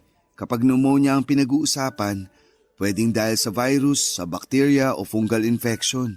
Alin doon ang pinakamalala? Madali lang gamutin ang pneumonia, lalo na kapag nasa early stage pa lang. Kung dahil yan sa virus, gamot lang ang katapat niyan. Sana bumalik na yung doktor. Kanina pa ako nag-aalala eh. Nasa ospital na tayo. Sila na ang bahala kay baby. Magtiwala ka na lang sa kanila. Alam nila ginagawa nila. Ganito pala maging magulang, nakaka-stress. Ngayon, gets na natin kung bakit napaka-overprotective sa atin ng mga magulang natin noon. Oo nga eh. Akala ko noon, OA lang sila. Pero ngayong ako na mismo yung nasa lugar nila, overthink talaga ng malala. Tama nga yung sinasabi nila na gagawin ng magulang ang lahat para sa kapakanan ng kanilang anak. Tsaka lang talaga mababagong perspective mo kapag nagkaanak ka na mismo. Sa susunod, mas maging maingat na lang tayo pagdating kay Joseph. Huwag muna natin siyang iharap sa maraming tao. Lalo na ngayon, ang daming sakit na nagkalat dyan. Mahirap din namang sisihin yung mga kamag-anak mo kasi first time lang din naman nilang makita si Joseph nung nagpunta tayo dun. Oo, gets ko rin naman sila. Hindi ko naman sila sinisisi. Hindi ko lang din kasi inaasahan na mahahawaan siya ng sakit dun. Next time, alam na natin kung anong gagawin. Nangangapa pa tayo eh. Kaya hindi talaga maiiwasang magkaroon ng pagkakamali. Hirap talaga kapag may buhay nang nakaasa sa'yo. Nasanay na ako dyan. Marami ng buhay ang inasa sa akin sa ospital eh. Siyempre, nurse ka. Pero iba pa rin kapag buhay na ng kadugo mo yung nakaasa sa'yo eh. Sa inyo, okay lang kahit ano mangyari kasi hindi nyo naman kakilala yung mga inaalagaan yung pasyente. Hindi ganun yun. Hindi porket hindi namin kamag-anak yung mga pasyente namin, hindi na kami apektado. Apektado pa rin kami kasi syempre, tao pa rin yun eh. Tao rin kami. At kapag nagkakaroon kami ng pasyenteng hindi nakakasurvive, mabigat din yun sa dibdib. Pero proud ako sa profession mo. Kayo yung isa sa pinaka-importanting tao sa mundo ngayon dahil kumbaga kayo yung nagbibigay ng second chance sa mga tao lalo na kung life and death situation yung pinag-uusapan. Kaya nga ako pumasok sa medical field dahil dyan eh. Ano kayang update? Mako-confine kaya si Joseph? Tanungin mo na kaya, total kakilala mo naman yung doktor niya. Sige. Ikaw na muna magbantay kay Joseph. Makikibalita lang ako sa labas. Okay, sige.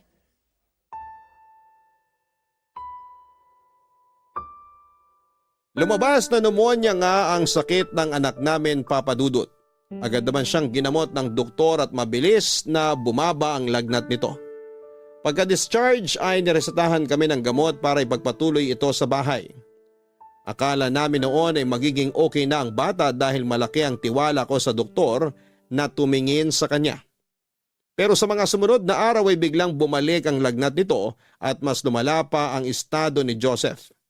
Overnight ay bigla itong nahirapang huminga at nagsimulang magsusuka. Mataas din ang heart rate niya at nung nagsimulang mag-iba ang kulay ng balat nito ay itinakbo na namin siya kaagad sa ospital.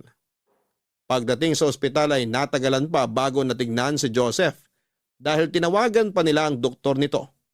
Wala pang isang oras ay ibinalita na sa amin ng doktor na papunta na pala sa septic shock ang bata.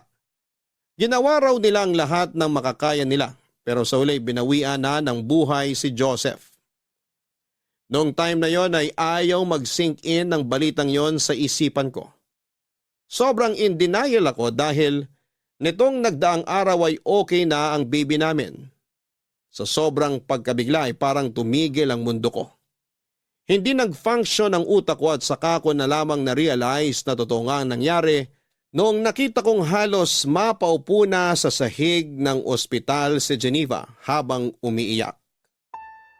Papadudot 8-month-old lang si Joseph noon at nangyari ang pagkamatay niya 3 araw bago magpasko.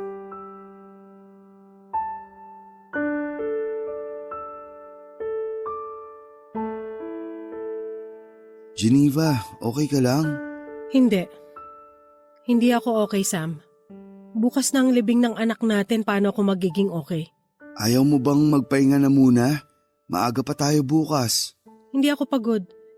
Buong araw lang naman ako nakaupo rito sa tabi ng kabaong ni Joseph eh. Bakit ko kailangan magpahinga? Baka lang gusto mong magpalit muna tayo ng pwesto. Ako muna magbabantay dyan. Para kung gusto mong mag-unat ng katawan o kumain, maligo, matulog. Ilang araw ka ng puyat eh. Hindi ako aalis dito. Hindi ko iiwan ang anak ko. Geneva. Ano bang gusto mong gawin ko, Sam? Hayaan mo na muna ako rito. Gusto ko pa makasamang anak ko, bakit ba? Concerned lang naman ako sa kalusugan mo eh. Ayoko magkasakit ka. Mas maganda nga yun eh, para mamatay na rin ako. Geneva naman. Ginawa ko naman lahat eh. Naging maingat naman akong ina. Naging maalaga naman ako. Hindi naman ako nagpabaya eh. Oo, alam ko. Naging mabuti kang nanay kay Joseph. Alam ko yun kasi nakita ko mismo kung papaano mo inalagaan ang anak natin. Pero bakit? Bakit wala na siya? Bakit nakahiga na siya sa kabao ngayon? Dapat sinunod ko na lang yung kutob ko. Dapat itinakbo ko na agad siya sa ospital na bumalik yung lagnat niya. Wala kang kasalanan sa nangyari. Hindi mo naman alam eh. Yun nga yung point, Sam. Dahil sa kabobohan ko, namatay ang anak ko. Hindi mo kasalanan yung nangyari, Geneva. Huwag mong sisihin sarili mo. Kung may dapat mang sisihin, ako yun. Ako yung nurse. Inaaral ko yung mga bagay na yan. Tapos, ako yung walang nagawa. Ang hirap lang tanggapin. Alam ko, pero kailangan nating maging matatag. Hayaan mo muna ako magluksa. Hayaan mo muna ako maging mahina dahil sa ngayon wala pa ako sa lugar para maging matapang. Hindi ko patanggap. Hindi ko patanggap na wala ng anak natin. Hindi naman bawal maging mahina eh. Pero hindi rin maganda na pinapabayaan mo yung sarili mo dahil sa nangyari. Geneva, ayokong makita ka nagkakaganito. Magluksa tayo pero alagaan din dapat natin mga sarili natin. Kaya mo bang gawin yun? Susubukan ko. Anong gusto mong kainin? Sabihin mo sa akin, ipagluluto kita. Kahit ano. Hindi gumagana ang isip ko ngayon. Ipagluluto kita ng pagkain pero kailangan mong ubusin yung lulutuin ko, okay? Maiwan muna kita. Magluluto lang ako. Sam, Ano yun? pwede bang humingi ng pabor? Anong pabor yun? Pwede bang i-extend muna natin yung buron ni Joseph? Hindi ba pwedeng makasama muna natin siya kahit hanggang sa bagong taon lang? Pero sabi nila mama, bawal daw yun eh. Hindi raw magandang salubungin ng bagong taon na may patay. Wala akong pakialam sa pamahiin na yan. Gusto ko pa makasama si Joseph ng mas mahabang panahon. Titingnan ko kung anong pwedeng gawin. Nakaschedule na rin kasi lahat eh. Please. Susubukan kong kontakin yung simbahan. Pati na rin tong chapel. Baka sakaling mapakiusapan ko sila. Salamat. Kakausapin ko sila. At kapag na-extend yung burol, mangako ka sa akin na matutulog at kakain ka on time, okay? Pangako. Okay, sige. Susubukan ko pero hindi ko maipapangako na mapagbibigyan tayo. Lalo na't busy na rin ang mga tao ngayon. Subukan mo lang, please. Huwag kang mag-alala. Gagawin ko ang lahat. Antayin mo ako rito. Dadalang kita ng pagkain mo.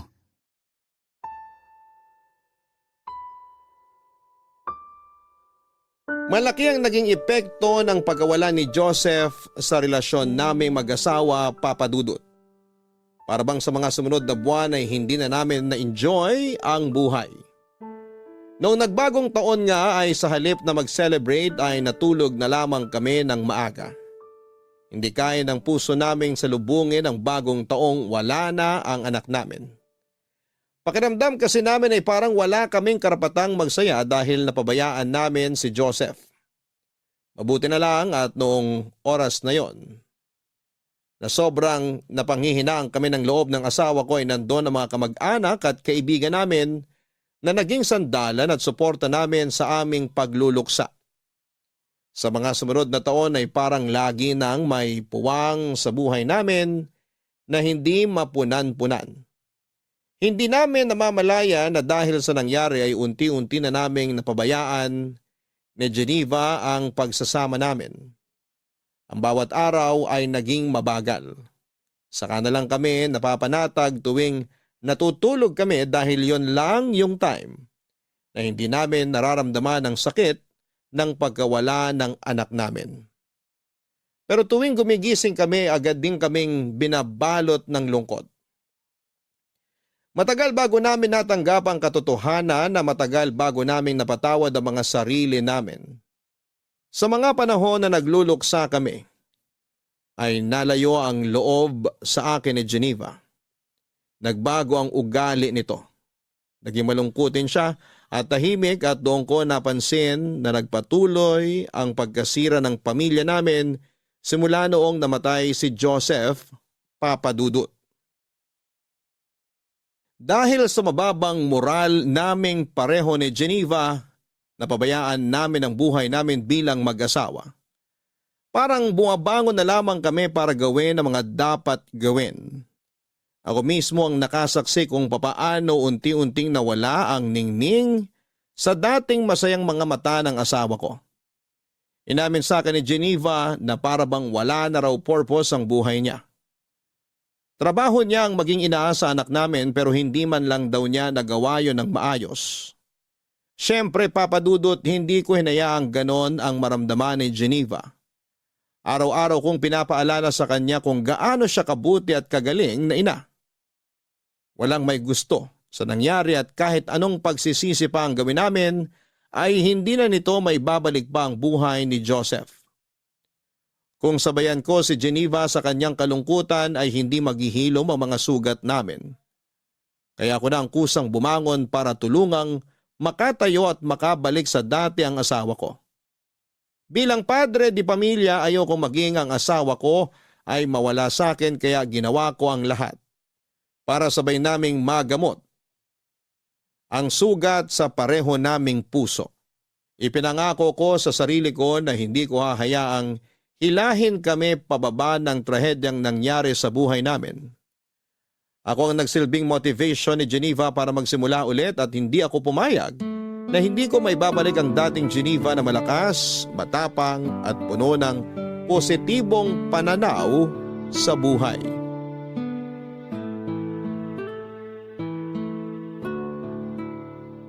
What if lumabas kaya tayo this weekend? Tagal na tayong di namamasyal eh. Marami akong trabaho dito sa bahay eh. Magliligpit pa ako ng gamit. E di sa susunod na weekend, kung kailan hindi ka busy, sabihin mo lang sa akin para makapagpaalam ako sa trabaho. Wag na. Wala pa ako sa mood magsaya ngayon. Tulungan na lang kita. Ano ba yung mga ginagawa mo? Nagliligpit ng ano? Basta. Tapos na akong kumain, maiwan na kita rito ah. Maliligo pa ako. Sandali, tapos ka na? Hindi man lang nabawasan yung pagkain sa pinggan mo ah.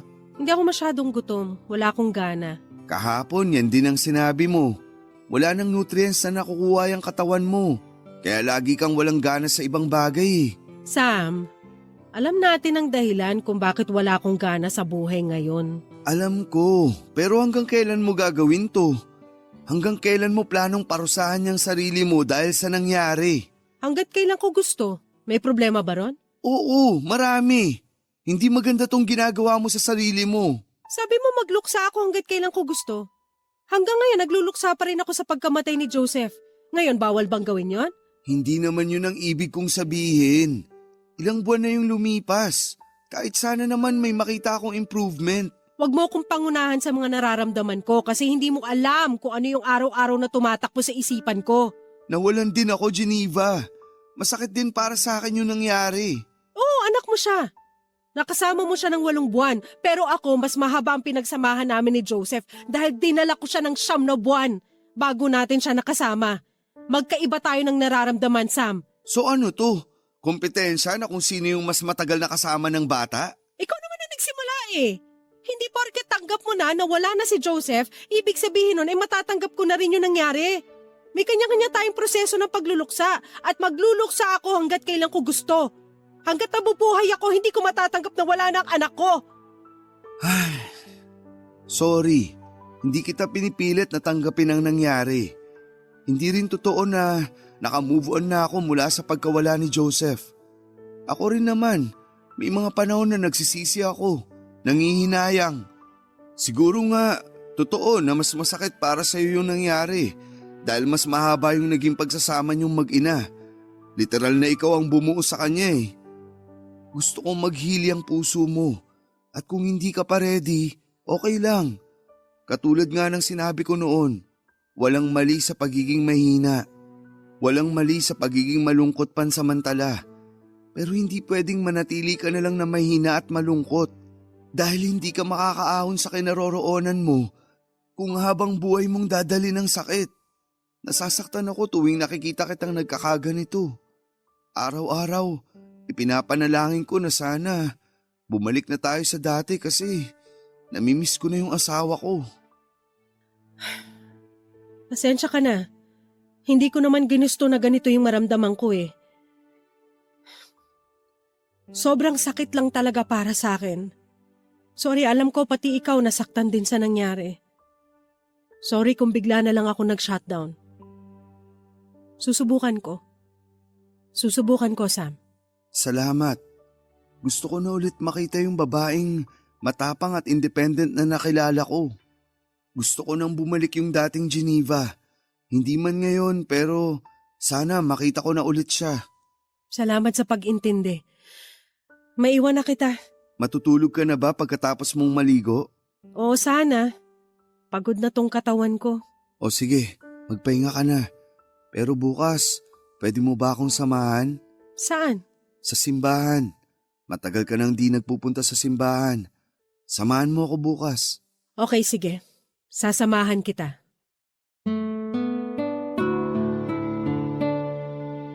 Ganun na nga po ang ginawa namin ni Geneva, Papa Dudut.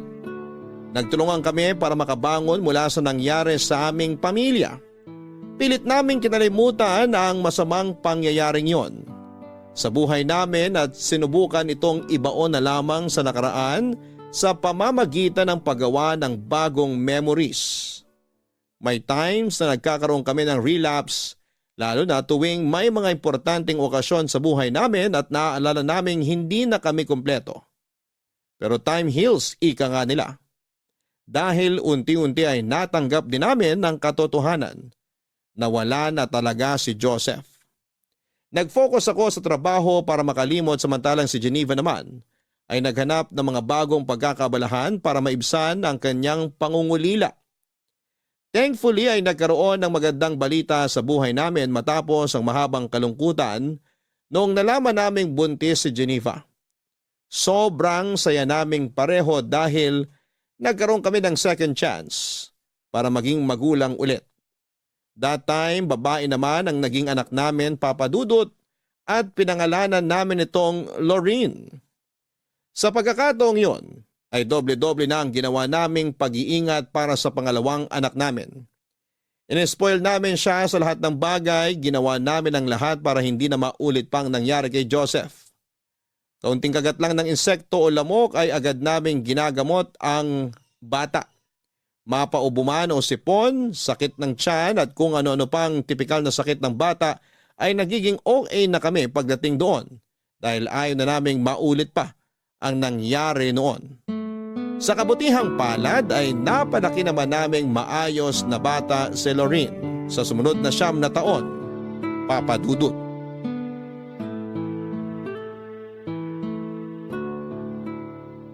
Salamat po. Keep the change na lang po. Oh, ayun na yung favorite mong puto bumbong. Salamat, Daddy! Isa lang po binili nyo. Wala po kayong binili para sa inyo ni Mami? Sa susunod na lang. Busog pa ang daddy mo eh. Ako naman pass muna kasi kumain na ako niyan kahapon. Ikaw hindi ka ba nagsasawa dyan? Araw-araw ka nang kumakain yan ah. Mamaya maging kakulay mo na yung puto bongbong, sige ka. Never po ako magsasawa sa puto bongbong. Ito na po yung best food sa buong mundo. Ay sus, basta talaga simbang gabi. Automatic nang may kasamang puto bumbong no. Kaya nga mas maaga pa tong nagigising kaysa sa atin eh. Puto bongbong lang yata habol mo kaya ka nagsisimbang gabi. Hindi po.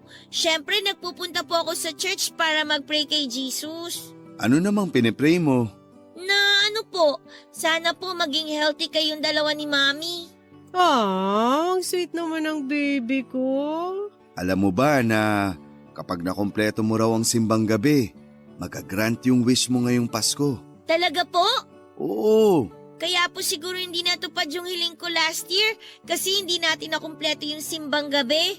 Teka, hindi ba natin nakumpleto yung last year? Hindi yata. Hindi ko na rin maalala eh. Hindi po natin nakumpleto. Nakasulat po yun sa diary ko, kaya alam ko po yun. Last year po kasi, may work po sa hospital si Daddy. Tapos, puyat ka rin po, Mami. Kaya po hindi tayo nakapunta. Tanda mo pa talaga yun? Opo, kaya please po, kumpletuhin natin tong simbang gabi ngayon para naman po makahiling po ako sa Pasko. Ano bang hiling mo sa Pasko? Secret po, baka po hindi magkatotoo eh. Sabihin mo na. Promise ko, kukompletuhin natin ngayon ang simbang gabi para magkatotoo yung wish mo. O sige na nga, sasabihin ko na nga po. Ang hiling ko po ngayong Christmas, sana po magkaroon na ako ng baby brother. Gusto mo pa magkaroon ng kapatid? Opo, palagi ko po yung pinagpe-pray bago ako matulog eh. Ayaw mo bang maging only child? Para ikaw lang ang princess namin? Gusto ko po nang may kalaro ako eh. Ang boring po sa bahay kapag pareho kayong busy ni Mami. Hayaan mo, ako na lang magiging playmate mo. Ayoko po. Gusto ko po baby brother. Lagot ka, gusto pa raw ng isa oh. Kasalanan mo to eh. Sinabi mo pa kasi na kailangang humiling kapag nakumpleto yung simbang gabi. Napasubo tuloy tayo. Hindi ko naman alam na kapatid pala ang gusto nito. Kala ko, laruan o gadget lang yung wish niya. Para sana magka-idea ako kung anong ireregalo ko sa kanya sa Pasko eh. Paano ko ibabalot yung baby niyan? Paano ka makakabuo ng baby na aabot sa Pasko? Yun ang problema. Eh di next year na lang. Seryoso ka? Siraulo ka talaga. Bakit? Ayaw mo na ba? Hindi sa ayaw. Ang tanong, kaya ko pa ba? Magfo-42 na ako next year. Hindi na kaya ng katawan ko magkaanak ulit. Ikaw na lang kung gusto mo. Eh kung pwede lang sanang magbuntis ang lalaki. Ako na lang yung magbubuntis. Daddy, Mami, naririnig ko po kayo. Okay lang naman po kung hindi na ako pwedeng magkaroon ng kapatid. Bigyan niyo na lang po ako ng tablet. O ayan, narinig mo, humihirit. Tablet daw. Tignan natin kung makakapunta si Santa sa atin ngayong Pasko. Baka bigyan kanya ng tablet. Pwede rin pong papi para naman po meron akong kalaro. Mas maganda nga yun. Matagal ko na rin gusto magkaroon ng aso. O sige, mag-a-adapt tayo ng papi in one condition. Ano po yun? Need mong makumpleto ang simbang gabi, okay? Oo naman po! Wala pong problema yon. Basta ba hindi kayo masyadong busy ni Mami eh. Para po may kasama akong pumunta sa church. Yun naman pala eh. No problem yan. O siya, umuwi na tayo. May pasok pa ang daddy mo mamaya.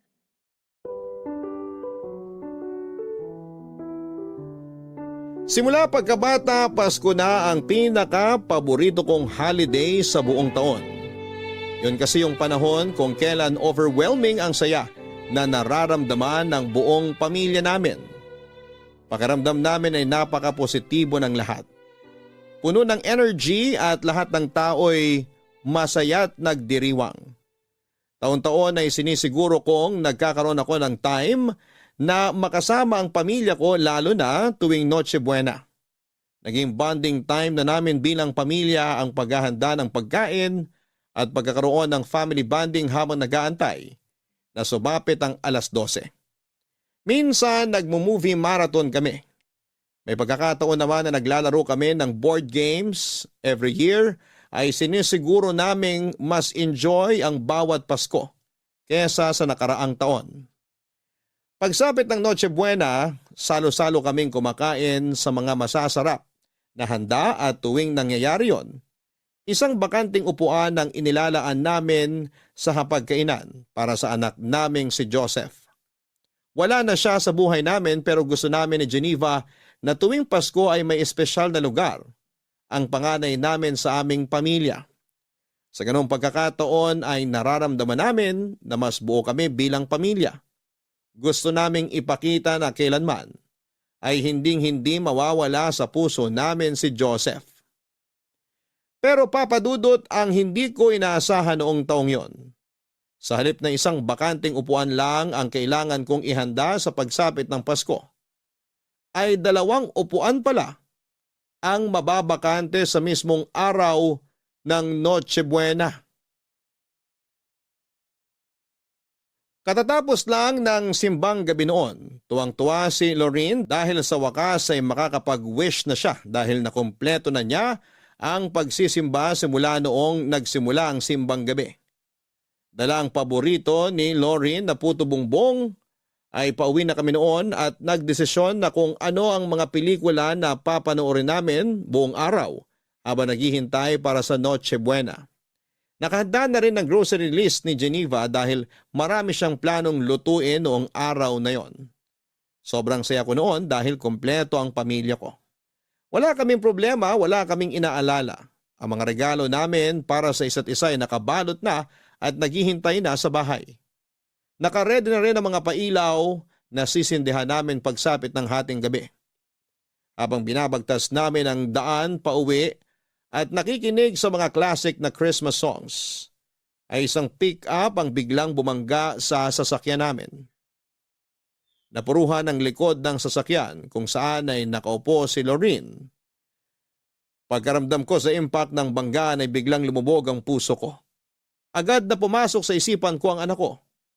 Natakot ako para sa kanya at biglang nanumbalik ang bigat ng puso ko 9 years ago nung nabalitaan kong patay na si Joseph. Ayokong mangyari ulit yon, papadudot, pero yon ang nasa isip ko habang nagpapaikot-ikot ang sasakyan namin. Kahit nahihilo ay agad akong lumabas ng sasakyan para i-check ang anak ko. Duguan nito at wala nang malay. Agad ako nagsagawa ng first aid samantalang tumawag na noon ng tulong si Geneva. Mabilis kaming nakarating sa ospital at doon ay agad na binigyang lunas ang anak namin. Sam, okay ka na ba? Oo, na-dislocate lang tong braso ko pero hindi na kailangang operahan. Mabuti naman. Ikaw, okay ka lang ba? Wala ka bang sugat? Wala, may ilang galos at pasalang ako. Malaking tulong yung suot kong seatbelt kaya hindi ako napuruhan. Salamat sa Diyos at okay ka lang. Si Lorraine? Wala pa siyang malay. Natahi na yung sugat niya sa braso. Tinamaan siya ng bubog eh. Kinukunan na siya ng CT scan ngayon para malaman kung may internal damage ba siya. Diyos ko, bakit ba ito nangyari kung kailan magpapasko? Kasalanan ko to eh. Aksidente yung nangyari at wala kang kasalanan dun. Huwag mong sisihin ang sarili mo. Maayos na naging pagpapatakbo mo ng sasakyan. Kung may kailangan managot, dapat yung pick up yun. Hindi nagminor sa intersection yung driver eh. Ano palang balita tungkol dun? Kumusta yung mga sakay ng kabilang sasakyan? Wala naman daw napuruhan sa kanila. Nakausap ko yung driver. Nandito rin sila sa ospital ngayon. Maya-maya may pupuntang pulis dito para mag-imbestiga. Gusto ko silang makausap. Nasaan sila? Sam, wag na. Pasko ngayon. Malala na tong nangyari sa atin kaya hayaan mo na lang muna sila. Paano ngayaan? Hanggang ngayon wala pang maalay ang anak natin dahil sa kanila. Nasira raw yung brake ng sasakyan nila. Nakausap ko na. Humihingi na sila ng tawad sa nangyari. Tutulong naman daw sila sa mga gastos natin dito sa ospital. Hindi nila tayo tatakbuhan. Dapat lang. Kapag may nangyari talaga kay Lorraine, pananagutin ko sila. Walang mangyayaring masama kay Lorraine. Magtiwala ka lang sa Diyos. Sabihan mo ako kapag nandito na yung mga pulis. Gusto ko magsampa ng kaso sa mga bumangga sa atin. Reckless driving yun. Sam, wag mo na munang isipin yan. Mag-focus na lang muna tayo kay Lorraine. Hindi maganda na galit at sama ng loob yung nananaig sa emosyon natin ngayon. Ang kailangan natin, kumalma, okay? Huminahon ka muna. Dapat nasa bahay na tayo ngayon eh. Dapat nagpe-prepare na tayo para sa Noche Buena.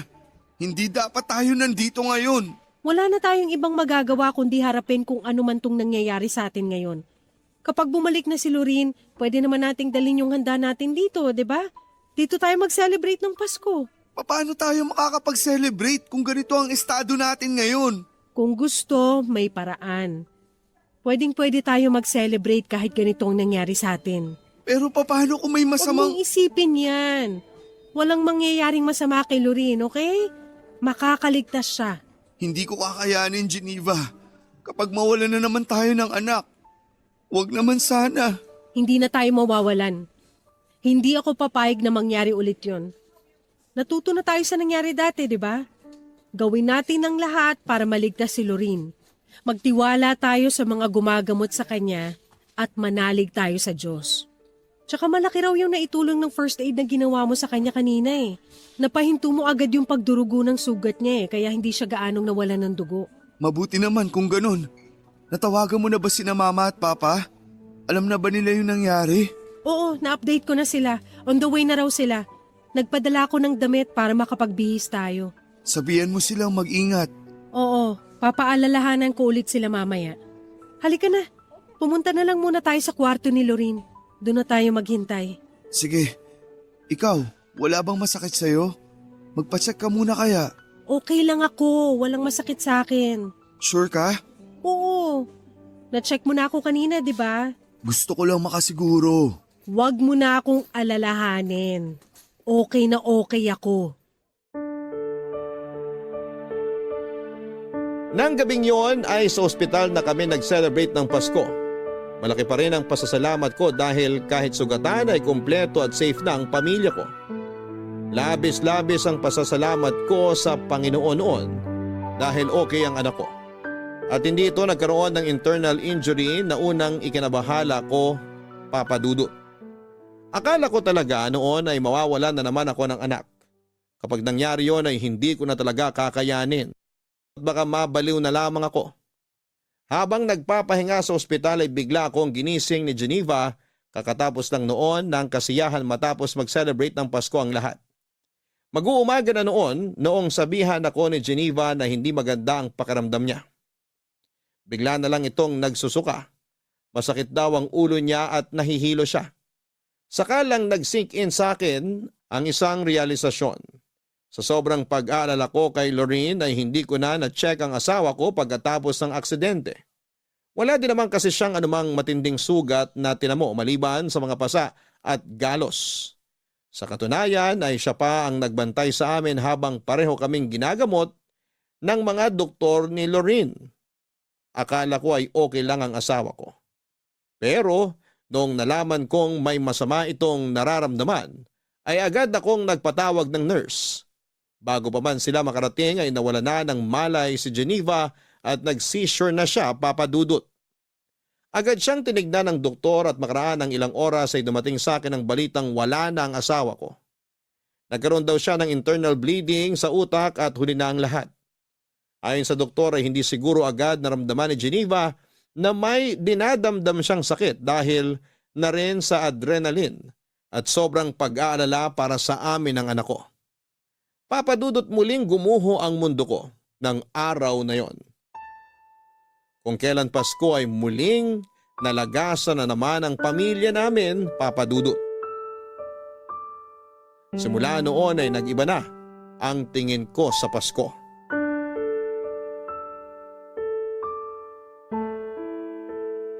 Daddy, sisindihan ko na ba yung kandila para kina Mami at Kuya Joseph?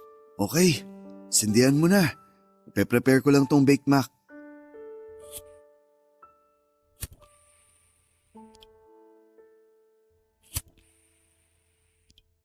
Ayan, nasindihan ko na. Wow! Ang bango naman itong kandila.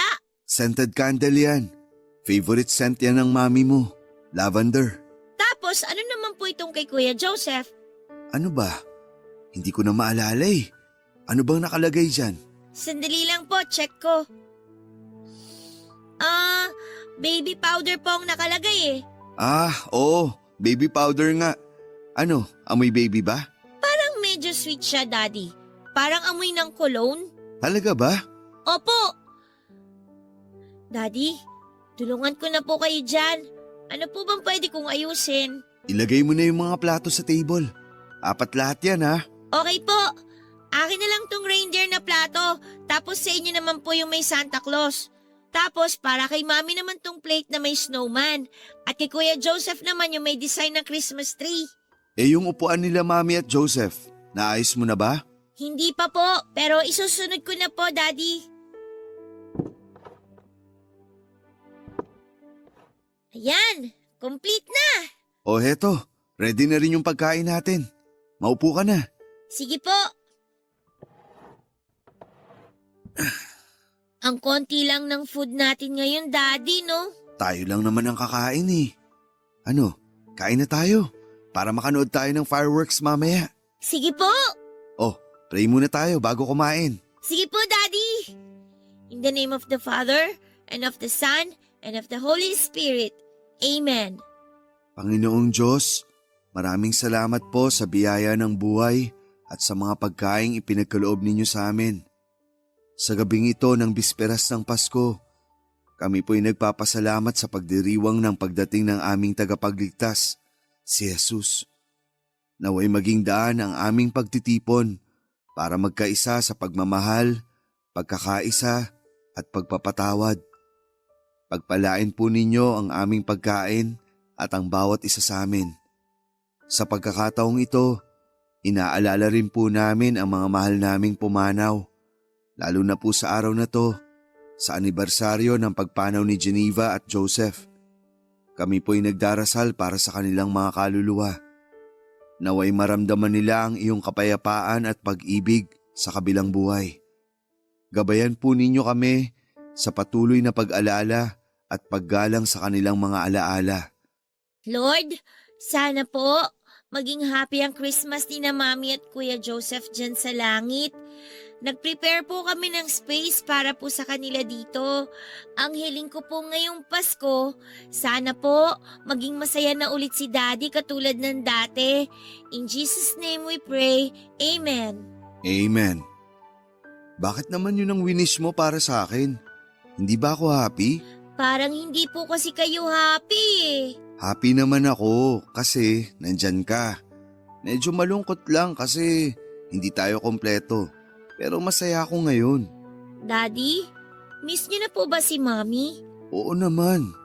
Miss na miss ko na ang mami mo. Sobra. Miss ko na yung taon-taon na panonood natin ng mga Christmas movie. Miss ko na yung mga luto niya. Miss ko na siyang yakapin. Ako rin po, miss ko na rin po si Mami. Ipag-pray na lang natin siya palagi na sana happy na siya sa heaven kasama ang Kuya Joseph mo. Sa tingin mo po ba, Daddy, nag-celebrate din kaya sila ng Christmas sa heaven? Oo naman. Sigurado akong magkasama sina Mami at Joseph doon ngayon. Nasa isang table din sila katulad ng ginagawa natin. Tapos may 2 upuan din sila doon para sa atin katulad dito. Na may 2 upuan din sila na naka-ready. Tapos sabay po tayo nagsa-celebrate at kumakain? Oo, parang gano'n na nga. Hindi man tayo magkakasama, pero parang kasama na rin natin silang nagse-celebrate.